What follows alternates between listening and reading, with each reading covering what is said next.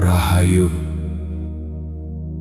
Assalamualaikum warahmatullahi wabarakatuh. Sedulur, sakwise ngaji rasa siji lan ngaji rasa loro,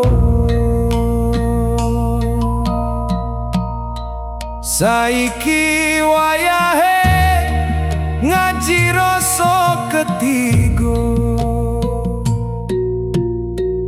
Ora mung ngerti rasa, ora mung nata rasa, nanging saiki nglakoni urip kanthi rasa. ngaji rasa, Maca jero nglakoni urip nganggo ati.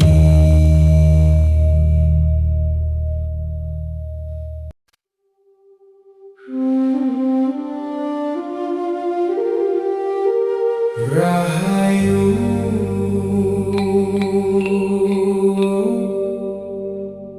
alon-alon lakoni urip karo ati, karo rasa.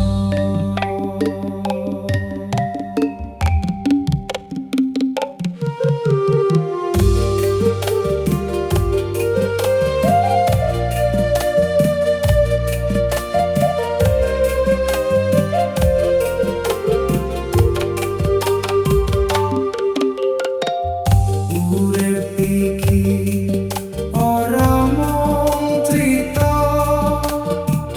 ono susah, ono bahagia. Saben dina dadi piwulan kanggo nguatke rasa ing jero jiwa. Wis ngerti rasane ati, wis sinau nata diri. Saiki wayahe nglakoni nganggo rasa ing saben langkah iki.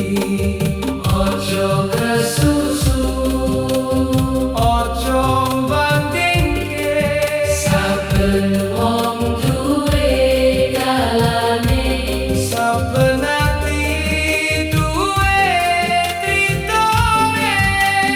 tentreme ati, Ora tuku nganggo bondo, tentreme ati, tumo saka nrimo. eling marang Gusti, Syukur ing saben dina, nglakoni urip kanthi rasa. ben tentrem tekan tuwa.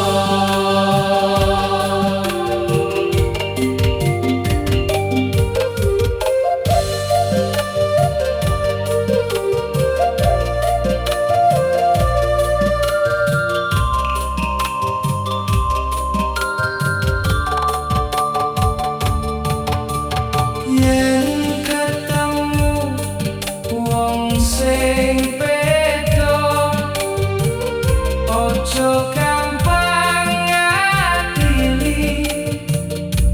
Coba rasakno saka atine, mungkin dheweke lagi lakoni.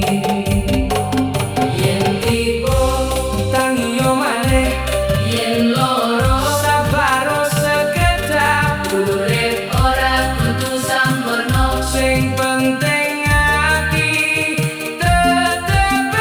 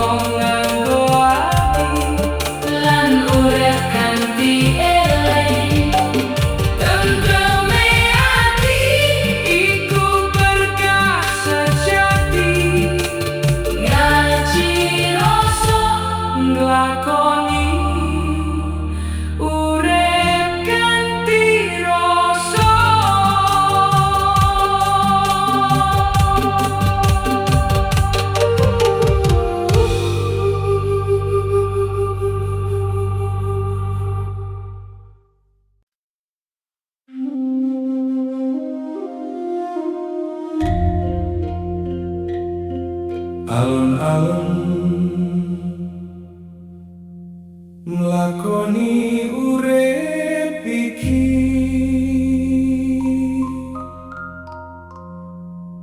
eling marang Gusti lan sinau nrimo.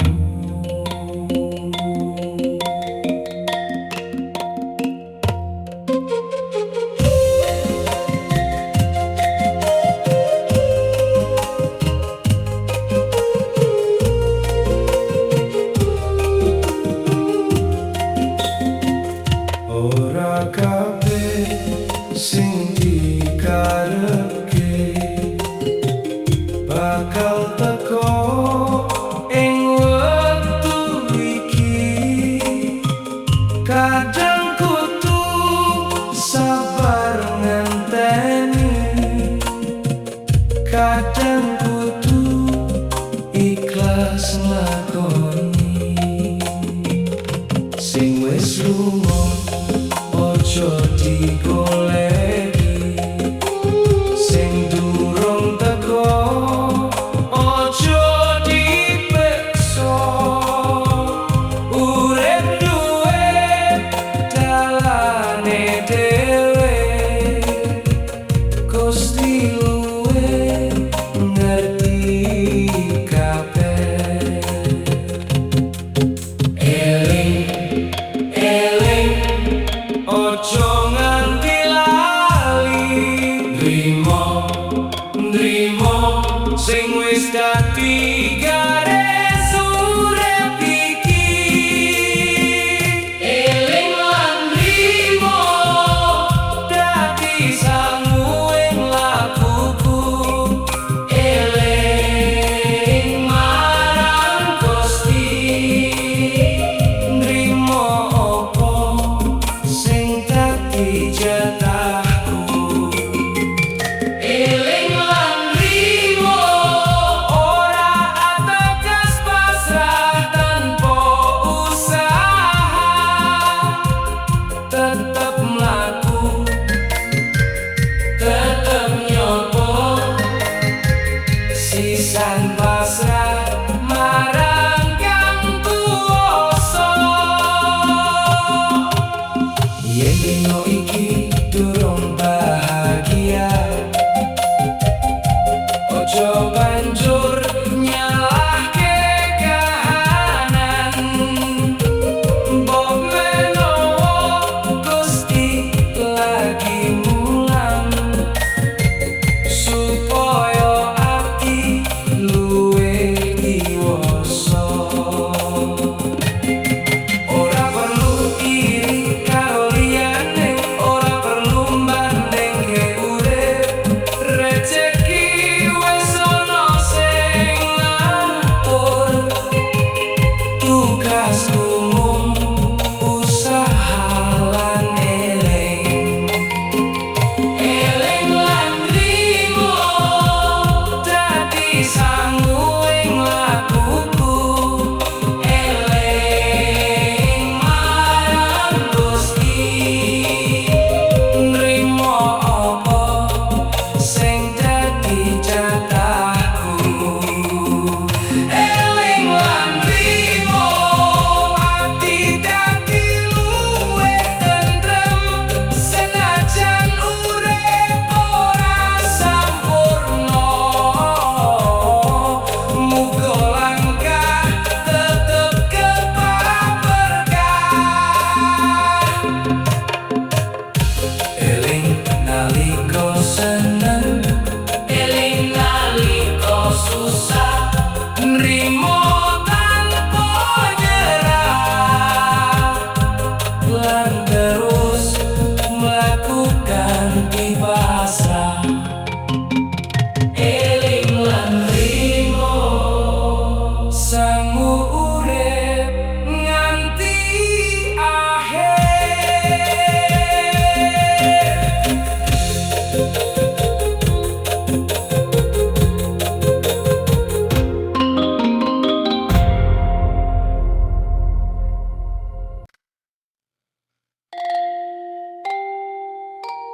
Sedulur, urip iku ora mung laku, nanging kudu ngerti endi sing kudu dituju, sebab sing paling ngerti dalan urip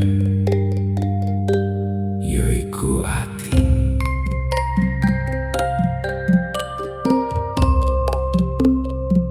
Mlaku